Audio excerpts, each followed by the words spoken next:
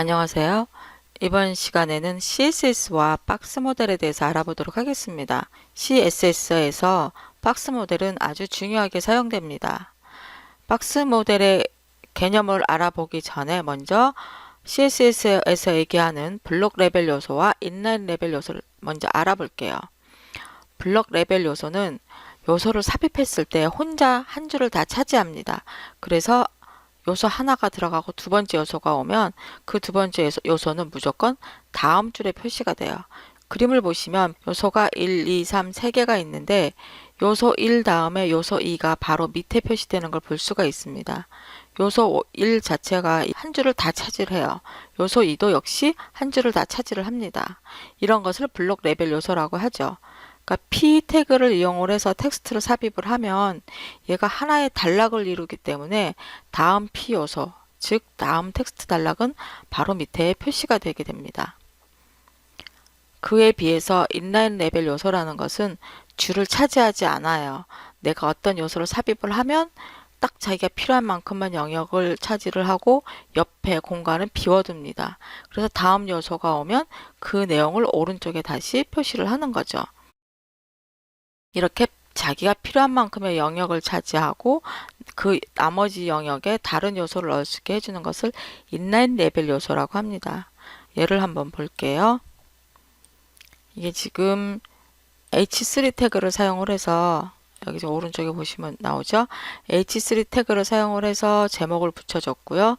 두 개의 P 태그를 사용을 해서 텍스트를 넣어줬습니다. 그러니까 P 태그 하나가 하나의 한 줄을 차지한다 그랬잖아요. 그래서 두 번째 P 태그는 옆에 공간이 남아 있음에도 불구하고 바로 밑에다 표시가 됩니다. 다음 내일을 꿈꾸어라는 스팬이라는 태그로 바꾸어졌는데 이 스팬 태그는 인라인 레벨 태그예요. 그래서 다음 밑에 줄이 아니라 기존에 있던 영역 옆에 딱 자기 영역만큼만 표시가 됩니다. 이것을 한번 브라우저 개발 도구로 열어볼게요. 지금 보시면 시간이란 이렇게 표시가 되어 있는데 이 주황색 영역 보이시죠? 주황색 영역을 보시면 화면에 100%, 화면에 한 줄을 다 차지해요. 그러니까 가로값 너비 100%를 다 차지하고 있습니다. P의 경우도 마찬가지예요. 한 줄을 쫙 전부가 다 차지하고 있습니다. 그리고 그 안에 자기가 필요한 내용을 표시를 하는 거죠. 두 번째 P 태그에서 내일을 꿈꾸어라는 스팬 태그를 이용해서 사용한 인라인 레벨 요소라 그랬습니다. 자, 화면 위에 보시면 내일을 꿈꾸어라 그 영역만큼만 차지를 합니다. P가 전체 한 줄을 다 차지하는 것과 비교가 되죠. 그래서 이렇게 한 줄을 다 차지해서 너비값 100%를 다 가지고 있는 게 블록 레벨 요소고요. 자기가 필요한 만큼 영역만 사용하는 것을 인라인 레벨 요소라고 합니다. 자, 그럼 박스 모델에 대해서 들어가 보도록 할게요. 박스 모델이라는 것은 실제 내용이 표시되는 영역을 중심으로 해서 그 전체 영역을 사각형이라고 생각을 하는 것을 박스 모델이라고 합니다. 그러니까 화면상에 텍스트가 있으면 텍스트가 있는 부분이 하나의 박스, 이미지가 있으면 이미지가 있는 부분이 하나의 박스, 이런 식으로 박스 형태로 보는 것을 박스 모델이라고 합니다. CSS 박스 모델은 기본으로 콘텐츠 영역과 패딩, 테두리, 마진으로 구성되어 있습니다. 우리가 텍스트나 이미지를 입력을 했을 때 그 실제 내용은 콘텐츠 영역에 들어가고요. 텍스트나 이미지에 테두리를 그릴 수 있죠. 이 테두리 부분과 콘텐츠 영역 사이의 여백을 패딩이라고 합니다. 그리고 텍스트와 텍스트, 텍스트와 이미지 이런 식으로 다른 요소와의 중간 여백을 마진이라고 합니다. 그러니까 두 개의 여백이 있는데 영역과 테두리 사이는 패딩, 요소와 요소 사이는 마진이란 여백을 가지고 있습니다. 박스 모델에서 콘텐츠 영역의 크기는 width 값하고 height 값으로 지정을 하는데요.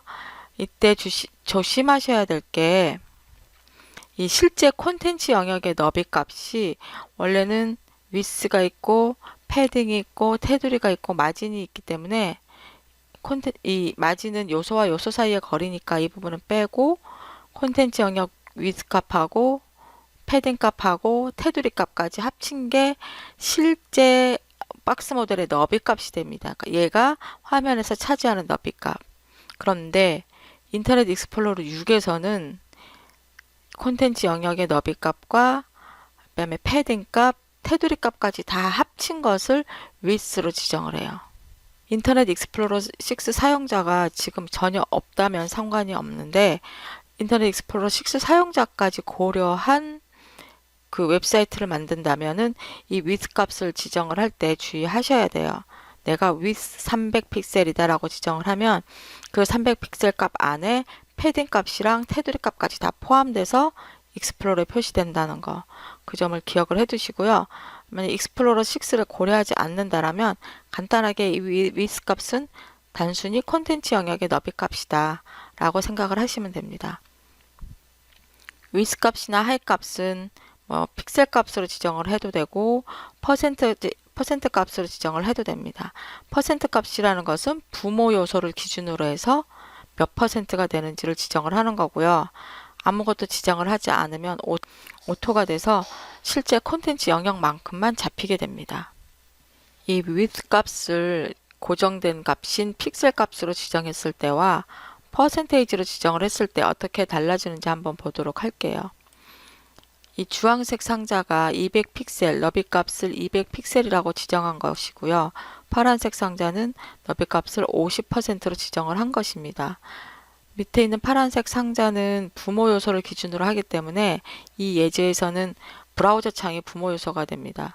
이 브라우저 창을 줄이게 되면 줄인 이 너비 값의 50%가 너비가 되고요. 만약에 브라우저 창을 넓히게 되면 그 넓은 너비만큼의 50%가 파란색 상자의 너비 값이 됩니다. 즉 주황색처럼 고정값을 지정했을 경우에는 브라우저 창 너비에 영향을 받지 않지만 파란색 상자처럼 너비 값을 퍼센테이지로 하게 되면 부모 요소의 너비 값, 이 경우에는 브라우저 창의 너비 값, 그 변화에 따라서 영향을 받게 됩니다. 이제 디스플레이 속성이라는 게 있습니다. 이 디스플레이 속성은 앞에서 살펴봤던 블록 레벨 요소와 인라인 레벨 요소를 서로 바꾸는 거예요.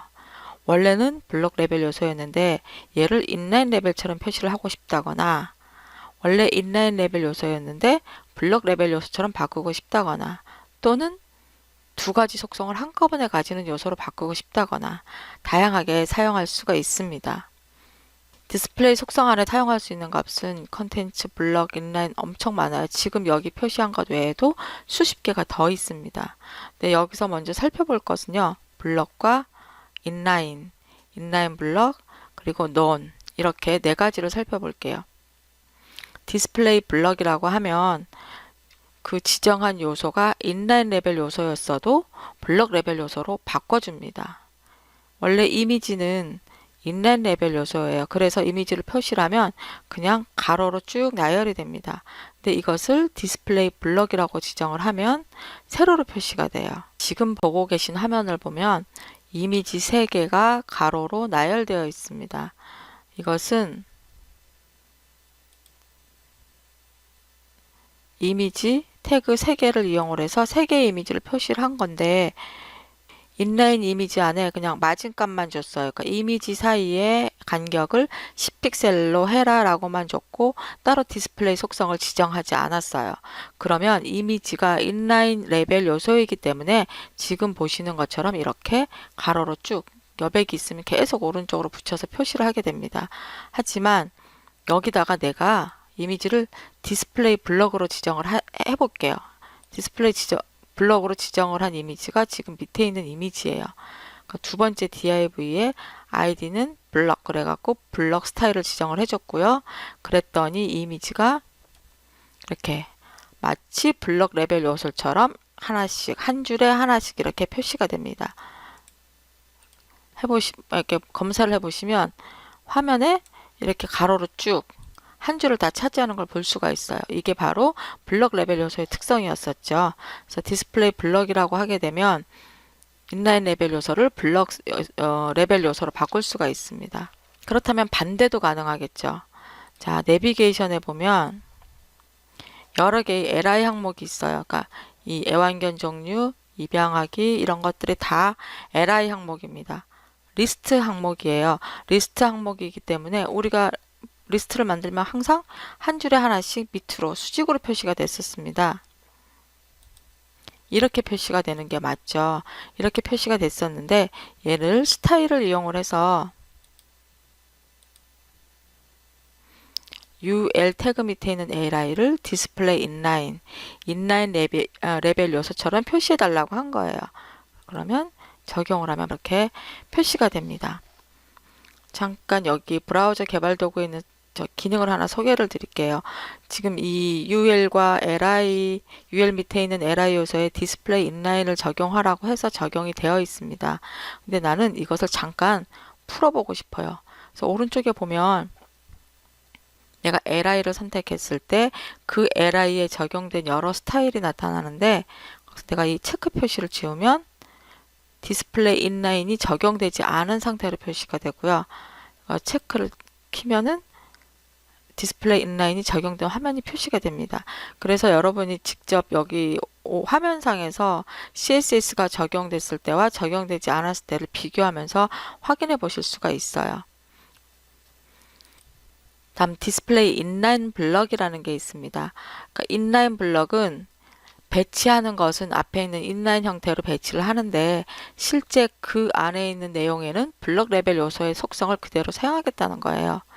인라인 레벨 요소로 배치를 하게 되면 그러니까 이미지나 스팬처럼 인라인 레벨 경우에는 마진이나 패딩이나 테두리를 지정을 할 수는 있는데 정확하게 적용되지 않는 경우도 있어요. 보통은 목록을 이용해서 메뉴를 만들 때 각 요소를 디스플레이 인라인이라 그래서 가로로 표시하거든요. 그래 놓고 이 각 요소 안에서 패딩이라든지 마진이라든지 테두리 이런 걸 적용을 하려면 블럭 레벨 요소로 그 특성을 가지도록 하는 게 좋습니다. 인라인으로만 했을 때는 그게 값이 정확하게 적용이 되질 않아요. 그럴 경우에는 인라인 블럭이라는 값을 사용을 합니다. 배치는 인라인으로 하고 안에서 속성을 조절할 때, 값을 조절할 때는 블럭 레벨 요소로 사용을 하겠다는 뜻이에요. 디스플레이 논도 자주 사용을 하는데요. 이것은 해당 요소를 화면에서 감춰버리는 거예요. 비저빌러티라는 속성도 있는데 비저빌러티 속성을 히든이라고 했을 경우에도 해당 요소를 화면에서 감춥니다.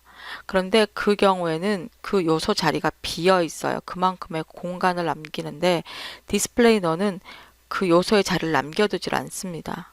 그래서 이런 속성을 어디서 많이 사용을 하냐면 내가 반응형 웹사이트를 만들 때 PC 화면에서는 이미지와 텍스트라고 표시를 하다가 모바일로 가니까 화면이 좁아져서 이미지를 표시하고 싶지 않다.